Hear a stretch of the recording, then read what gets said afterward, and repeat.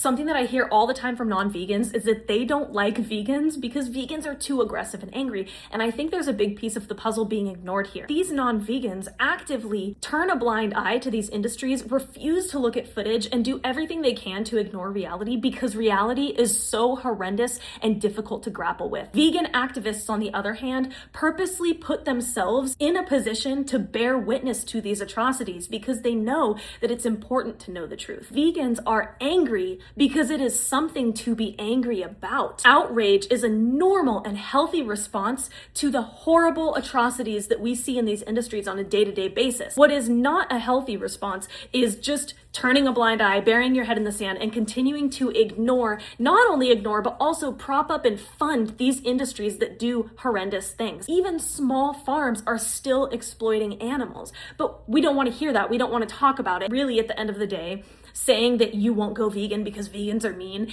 it's just another tactic to kind of flip it around, point the finger at someone else so that you don't have to reflect on your own actions and the things that you do every single day. I edited slaughterhouse footage once for 2 hours straight because at the time you could only post a 3-minute video or less on TikTok, and I had hours of footage. I was traumatized from it. It was the most horrible, evil, dark, disgusting stuff that you've ever seen perpetrated on these beings where even in the video footage, you could see the life in their eyes. These are living, sentient, feeling creatures.